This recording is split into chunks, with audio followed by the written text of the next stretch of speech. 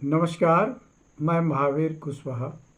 ED को लेकर के बहुत चर्चे चल रहे हैं अपने देश में और ये माना जा रहा है जो ईडी सरकार का एक ऐसा विभाग है जो सिर्फ सरकारी इशारे पे ही चलते हैं और सरकार जिधर बोलती है उधर चल देती है। मतलब उसको ऐसे लोग नहीं दिखते जिसका सरकार से संबंध हो और जो सरकार का नज़दीकी हो। ये हमेशा सिर्फ उन आदमियों के घर गया है जो सरकार का विरोधी है या विरोधी दल के समर्थक हैं या विरोधी दल से उसका लगाव है।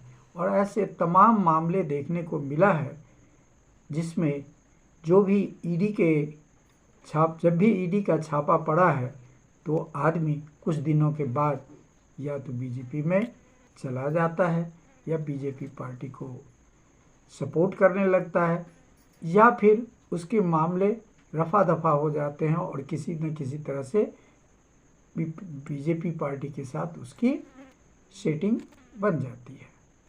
अब इधर हाल के दिनों में जो घटनाएं चल रही है जिसमें मनीष सिसोदिया जो आम आदमी पार्टी के उप मुख्यमंत्री रह चुके हैं को महीनों से जेल में डाला गया है और जिनके ऊपर जो आरोप है वो अभी तक सिद्ध नहीं हो पाया है। और कहने वाले जैसा आप तो यहाँ तक कह दिए थे जो कुछ भी इनके ऊपर चार्जेज हैं वो तो मिनटों में हवा हो जाएगी, लेकिन फैसला को रिजर्व रखा गया।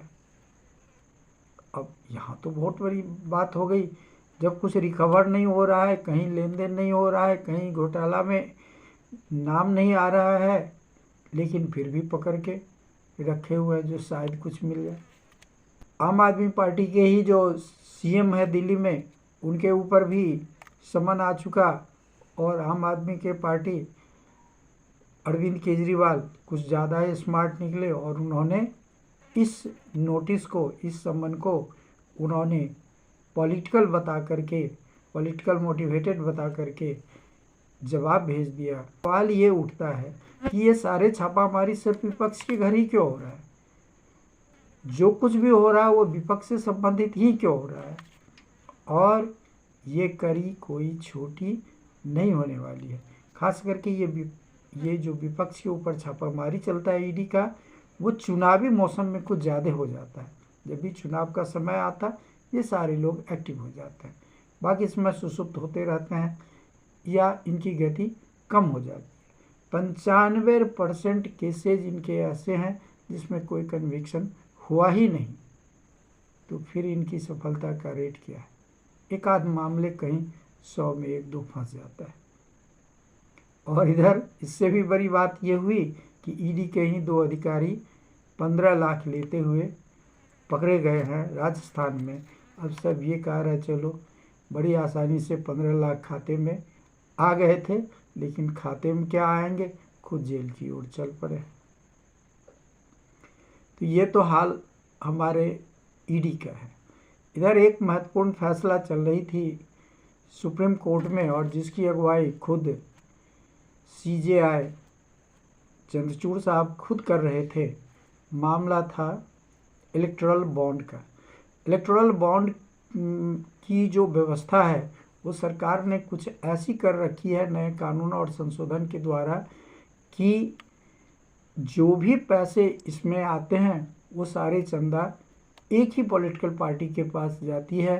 अधिकतर 90% उन्हीं के पास जाती है और बाकी के जो पैसे बचते हैं उसमें थोड़े छोटे छोटे पार्टियों को और इधर उधर थोड़ा बहुत पड़ता है जो ऊँट के मुंह में जीरा है। बाकी 90% पैसे एक ही तरफ जाती है। अब कहने की बात नहीं है जी किसके तरफ जाती है, और सरकार ने ऐसे घुमा फिरा के उसमें इतने संशोधन और तालमेल बैठा रखा है, इतने लूप होल्स हैं जो सारे के सारे पैसे फंड एक तरफ जा रही है, जिससे जो अन्य दल हैं उनकी हालत बहुत ही बुरी हो गई है। वो कंगाली के रास्ते पर आ गए हैं। अब सरकार के इन प्रावधान पर सुप्रीम कोर्ट की नज़र पड़ी हुई है। सुप्रीम कोर्ट में ये चल रहा है और सुप्रीम कोर्ट में ये सारे फैसले भी लगभग हो चुके हैं। फैसला रिजर्व रखा गया है और चुनाव आयोग से चंदा की लिस्ट मांगी गई है और उसके बाद देखिए आगे क्या फैसला होता है। धन्यवाद।